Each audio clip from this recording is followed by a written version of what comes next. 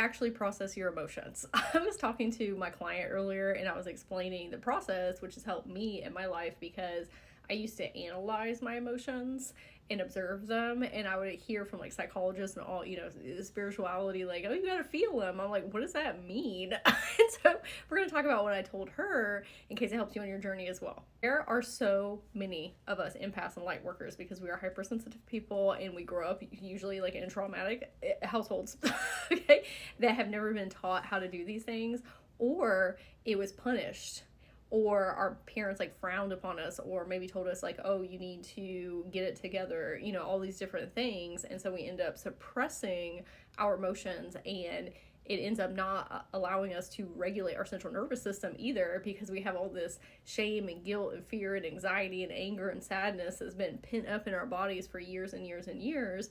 And that sometimes leads to anxiety and depression and a whole myriad of health related issues. It can also really affect your manifesting, because it doesn't matter what you're trying to bring in, if it's a new relationship, a career, a house, traveling all over the world.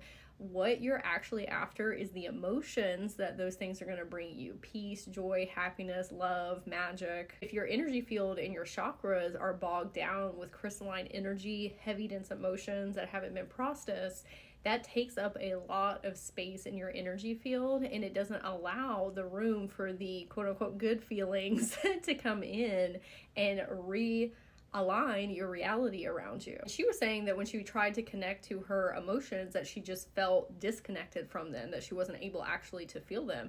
And I said, that's probably because you haven't felt safe to do that.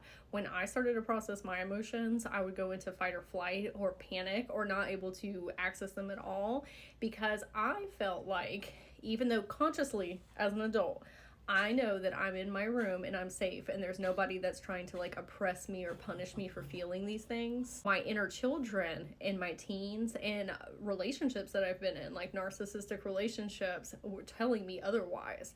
And so your body holds on to pain and PTSD and traumatic events as cellular memories. So when you are trying to do these things, your body is saying, hey, that's not safe. I don't want you to have access to them, because it's going to kick on our fight or flight, and that means that we're in danger. So first is creating safety, okay? This looks like you going in your room or wherever you feel comforted, right? And saying to your body, hey, we are safe. There's nobody that's trying to attack us. Our parents or guardians are not here with us right now.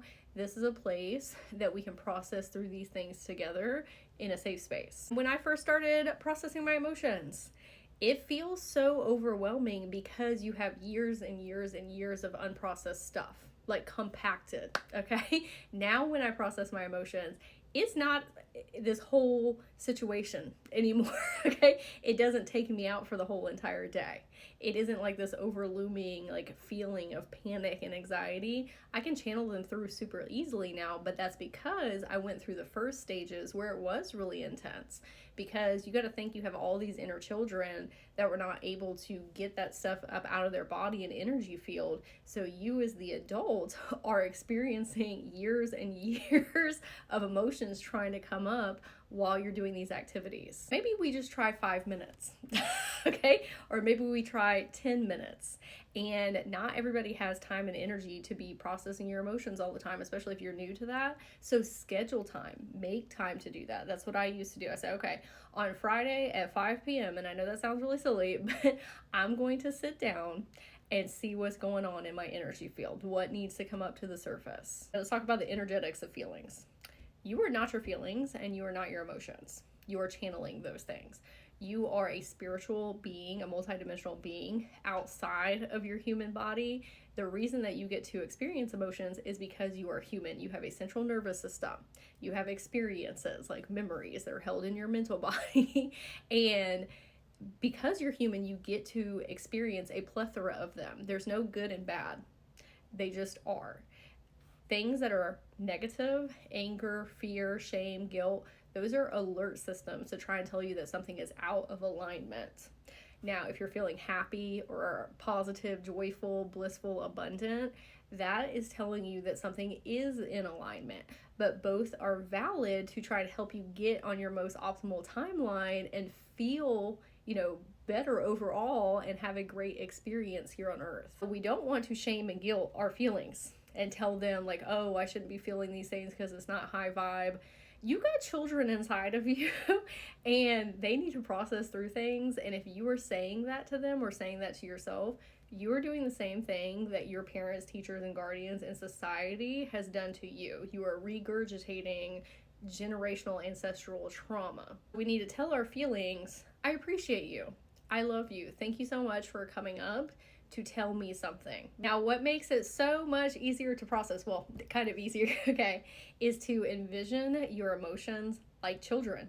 Like they are 3, 4, 5, 6 years old, because a lot of our unprocessed emotions are coming back from that deep in your chakra system and your Akashic records, and literally sitting in your room and saying, we are safe. I'm here to guide you and help you process through these things. I'm going to hold the space for you to do that, and we're going to feel it together in our body. And then once we get done, we're going to go do something fun and grounding. And just asking them questions. Why do you feel sad? Why do you feel angry? Why do you feel shameful? Why do you feel guilty? And thanking them for talking to you about them. Now, you're going to have to feel it, okay? And that's not always fun. It's going to kind of feel like you're in panic mode, like you're activated. Sometimes your throat, you get kind of like choked up. Your heart space can be really heavy.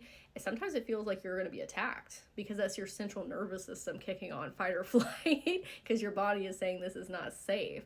But the more times you do this, you are teaching your body, hey, this is something that's safe to do, and you can trust me to kind of lean into these things and also help our inner children in past versions. And you can even envision like talking to a child, like in your mind's eye, as anger or sadness or frustration, holding their hand or giving them a hug while you process through those things.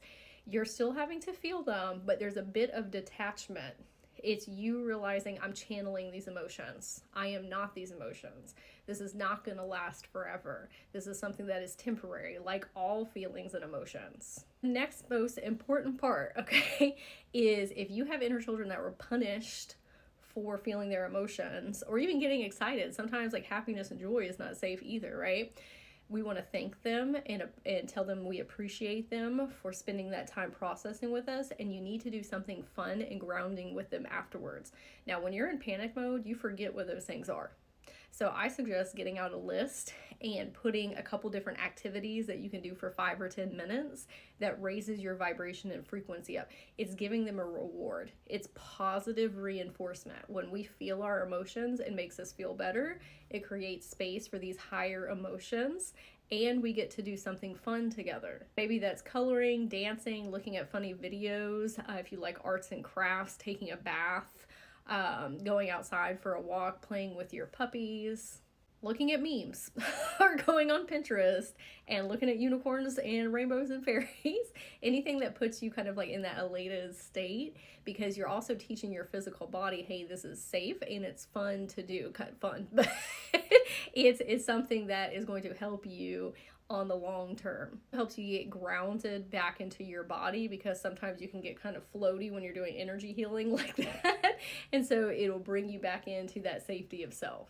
That is a great way to start building deep relationships with your inner children, and they eventually will help you tap into your spiritual gifts and your soul mission and different frequencies and dimensions and all of these things. But we have to help them learn how to process emotions also for manifesting. But there's a whole array of great things that come from this. But just take your time with it, and let me know in the comments if you're going to try some of these practices or if this explanation helped you on your journey.